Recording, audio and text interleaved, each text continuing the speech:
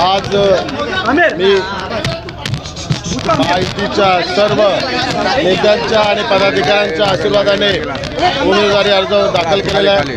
मी माझं भाग्य समजतो। शिवसेना प्रमुख बाळासाहेब ठाकरे यांचं स्वप्न साकार करण्याची संधी तिसऱ्यांदा मला या ठिकाणी मिळालेली आहे। Shiv Sena, Bharatiya Janata Party, Rashtravadi Congress Party, Maharashtra Navnirman Sena, Republican Party of India या पाचही पक्षांच्या प्रमुखांचं मी मनपूर्वक आभार मानतो।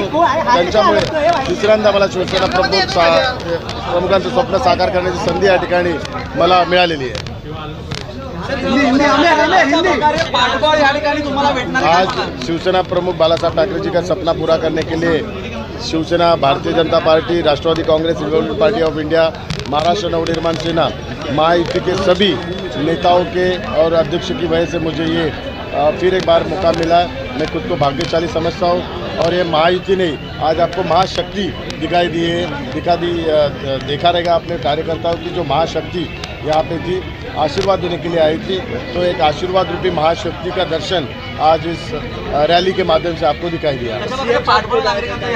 माननीय मुख्यमंत्री साहेब या ठिकाणी उपस्थित राहिले, मी त्यांचा मनपूर्वक आभार मानतो। त्यांच्यामुळे मला या ठिकाणी महायुतीचा उमेदवार म्हणून मला संधी मिळाली आणि पुन्हा एकदा शिवसेना प्रमुखांचे स्वप्न साकार करण्याचं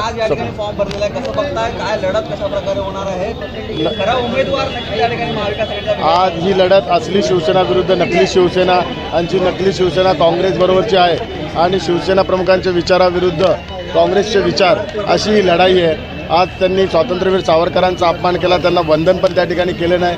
केवळ राहुल गांधींना घाबरून त्यांनी दक्षिण मध्य लोकसभा मतदारसंघाच्या मतदारांचा तो अपमान केलेला आहे। मतदार 20 तारखेच्या निवडणुकीत त्याचा बदला घेतील।